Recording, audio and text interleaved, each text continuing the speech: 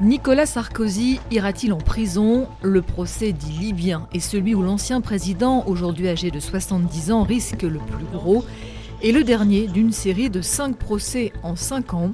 Condamnation, recours, mise en examen, où en est Nicolas Sarkozy avec la justice? Fin mars, après 3 mois de procès, le parquet financier avait requis 7 ans de prison contre Nicolas Sarkozy, accusé d'avoir noué en 2005 un pacte de corruption avec Mouammar Kadhafi pour que le dictateur libyen finance la campagne qui lui a permis d'être élu président en 2007. L'accusation n'a pas de preuve de ce financement illégal car l'argent liquide reste intraçable, mais 10 ans d'enquête ont permis de rassembler un faisceau d'indices. Ils ont convaincu les juges d'instruction de l'existence de ce soutien financier qui serait passé par Claude Guéant et Brice Hortefeux, alors garde rapprochés de Nicolas Sarkozy. Contrepartie supposée, d'abord la réhabilitation internationale du colonel Kadhafi, accueilli en grande pompe à Paris peu après l'élection de Nicolas Sarkozy. Mais aussi la signature de gros contrats et un coup de main judiciaire à Abdallah Senoussi, ex-directeur des renseignements libyens et beau-frère de Mouammar Kadhafi, condamné à perpétuité en France pour son rôle dans l'attentat du DC-10 d'UTA. L'ex-chef de l'État a toujours vigoureusement clamé son innocence et a dénoncé l'outrance de la peine réclamée. 7 ans de prison contre un ancien chef de l'État, c'est du jamais vu en France. Le parquet a demandé des peines très lourdes. Pourquoi? Pour essayer de compenser la faiblesse de sa démonstration. C'est un moment historique parce que la République peut pleurer, mais en même temps la République peut pleurer, mais elle peut aussi compter sur une justice indépendante. Ce réquisitoire avait déclenché une offensive de toute une partie du monde politique et médiatique contre la justice, accusée d'être partiale. Début septembre, Nicolas Sarkozy confiait au Figaro appréhender avec calme le délibéré. Cela prendra le temps qu'il faudra, mais je me battrai jusqu'au bout pour prouver mon innocence et je ne baisserai pas la tête pour m'excuser de choses que je n'ai pas faites. En cas de condamnation, l'ancien président devrait donc faire appel, ce qui repousserait vraisemblablement de plusieurs mois la menace de prison. Une peine définitive supérieure à 2 ans ferme n'est pas aménageable par la pose d'un bracelet électronique par exemple. Un condamné de plus de 70 ans peut toutefois demander à bénéficier d'une libération conditionnelle.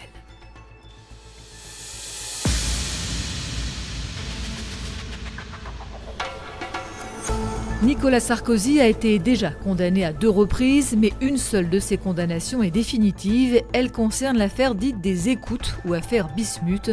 En mai 2023, il a été condamné en appel à 3 ans de prison, dont 1 ferme sous bracelet électronique, pour corruption et trafic d'influence. À l'origine de cette affaire, des écoutes de conversation entre l'ex-chef de l'État et son avocat sur des téléphones achetés sous le nom de Paul Bismuth.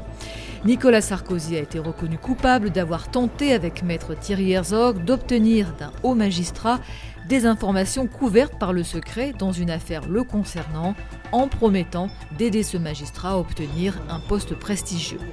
En décembre, la Cour de cassation a rejeté son pourvoi. Il a donc porté un bracelet électronique, là encore du jamais vu pour un ancien président. Mais il ne l'a porté que de février à mai. En raison de son âge, il a en effet pu demander une libération conditionnelle avant la moitié de sa peine. En mars, Nicolas Sarkozy a par ailleurs saisi la Cour européenne des droits de l'homme qui n'a pas encore examiné son recours. Il sait qu'il a de la jurisprudence. Pour lui, il y a déjà eu des décisions qui ont posé en principe que les écoutes entre un client et un avocat ne pouvaient pas être utilisées contre ce client. Et c'est ce qu'il va faire valoir. J'ai pas plus de droits que les autres, mais j'en ai pas moins. Voilà. L'autre condamnation de Nicolas Sarkozy, c'est dans l'affaire dite Big Malion, du nom de l'agence de communication chargée d'organiser les meetings de sa campagne présidentielle perdue en 2012.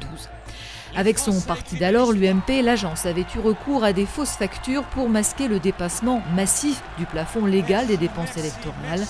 En février 2024, l'ancien président a été condamné en appel à 1 an de prison, dont 6 mois ferme sous bracelet électronique, pour financement illégal de campagne. Il a formé un recours devant la Cour de cassation qui sera examiné le 8 octobre.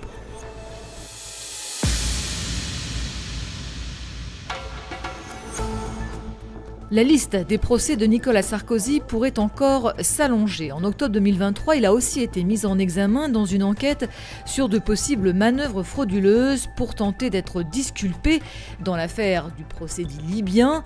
En quelque sorte, l'affaire dans l'affaire. L'ancien président est soupçonné d'avoir laissé faire une opération appelée Sauver Sarko par l'un des autres mis en cause. Elle aurait consisté à payer pour obtenir en 2020 la rétractation du principal accusateur de Nicolas Sarkozy, Ziad Takieddine, cet intermédiaire franco-libanais qui vient de mourir à 2 jours du jugement dans le procès libyen, a déclaré avoir remis des valises d'argent libyen à Claude Guéant et l'équivalent de 6 millions d'euros en billets libyens a été retrouvé sur des comptes lui appartenant. Les juges en charge de cette enquête ont remis leur dossier au parquet national financier début février, mais l'affaire n'a pas encore été jugée.